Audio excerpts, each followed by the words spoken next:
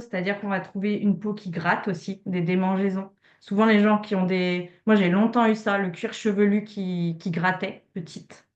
Pellicule, en fait, aussi. On va avoir, donc, au niveau digestif, c'est les brûlures d'estomac, les maux d'estomac, les crampes, les remontées acides, brûlures dans la gorge aussi. Une sensation de poids sur l'estomac, quelque chose qui est long à digérer, qu'on n'arrive pas.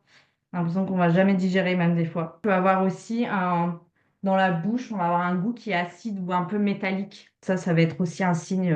Des glaires en fond de gorge également, ou beaucoup de mucus, comme tu parlais au niveau de ORL, souvent des rhumes ou de la goutonnée aussi, suite à un repas.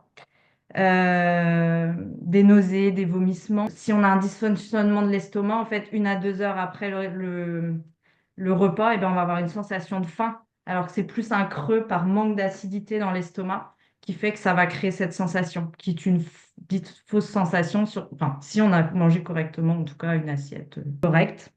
Des insomnies aussi, parce que bah, le système immunitaire, il va être en réaction, donc ça va créer du stress dans le corps. On peut voir même si une alimentation ne nous correspond pas, comme des glycémies justement, souvent vers 2 3 heures à l'heure du foie. Et c'est là qu'on va avoir beaucoup de réveils nocturnes.